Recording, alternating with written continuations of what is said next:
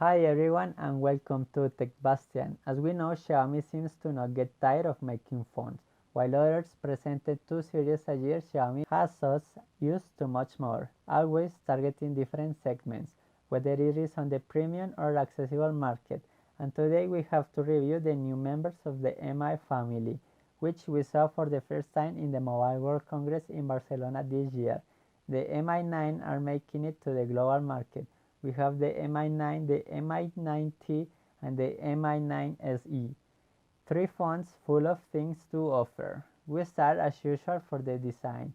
The Mi9 is 15.5 centimeters high and 7.6 centimeters wide. It weighs 173 grams and has a Super AMOLED screen of 6.4 inches with a resolution of 2280 by 1080, while the T version is 50.6 centimeters high and 7.4 centimeters wide. It weighs 191 grams and has an AMOLED screen of 6.4 inches with a resolution of 2340 by 1080, while the small one is 14.7 centimeters high and 7 centimeters wide. It weighs 155 grams and has an AMOLED screen of 5.9 inches with a resolution of 2340 by 1080. So in terms of screen and design, they are not so different. The only noticeable thing is that the Mi9 and the Mi9S have a notch, while in the Mi9T we have a full screen design with a retractable camera, something seen before in the OnePlus 7 Pro, but we'll talk about that later. As for the performance, we have in the Mi9 the Qualcomm Snapdragon 855, which runs at 2.8 GHz. In the Mi9 SE, we have the Snapdragon 712, which runs at 2.3 GHz. And the Mi9T comes with the Snapdragon 730, which runs at 2.2 GHz. As for the memory, they all come with 6 GB of RAM and 64 or 128 GB of internal storage, yet this is not expandable with microSD card. So any of these phones will let you hang it, but the obvious flagship is the Mi9. Another thing that they all share is the use of MIUI, which runs in Android Pie and comes already pre-installed from factory. It is secure that those devices will get Android Q and the new Xiaomi MIUI 11. It also comes to attention the camera configuration chosen by Xiaomi, since they all have the exact same cameras in the front and back, yet the Mi9 is slightly better.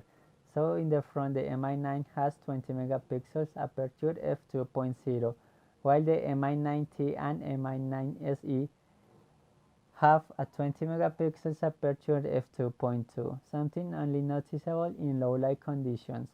Now that the retractable system in the Mi9T allows you a better use of the full screen, if you are not a selfie person.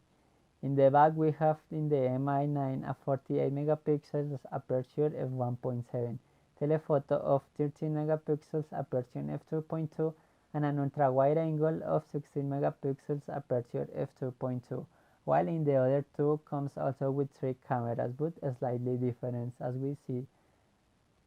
The rear one of 48 megapixels aperture f1.7 still keeps a telephoto of 8 megapixels aperture f2.4 and an ultra-wide angle of 13 megapixels aperture f2.4 are slightly worse than the Mi9.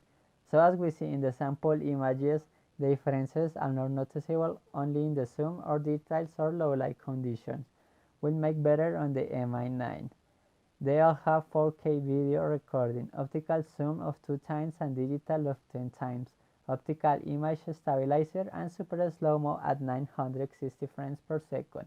So whatever you choose, you will be getting almost the same. All of this made by a 3300 mAh battery in the Mi9, where we have wireless charge and fast charge, giving us around 8 hours of screen on, and can handle more than a normal day of use.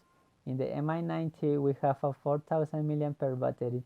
We only have fast charge, so this delivers about 9 hours of screen on and can handle long-lasting game sessions, while the SE version comes down to 3000 mAh, also with fast charge, and thanks to MIUI management, we can get 7 hours of screen on.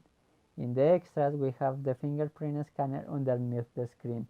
We also have Type-C USB and one speaker, yet the Mi-9T is the only one with 3.5 connection, and neither of them offers certificate of water resistance.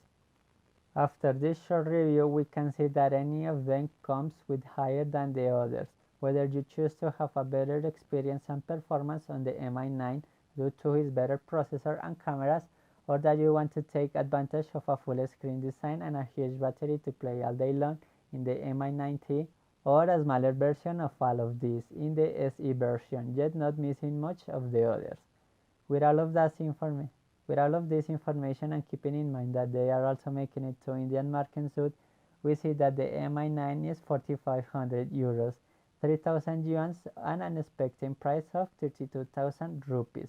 The Mi9 SE starts at 350 euros, 2,000 yuan, and an expected price of 22,000 rupees, while the Mi9T starts at 330 euros, 2,000 yuan, or an expected price of 26,000 rupees.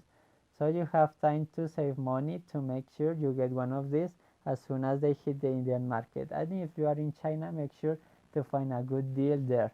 Let me know which one caught your mind. Do not forget to hit the like and subscribe for more. See you guys next time.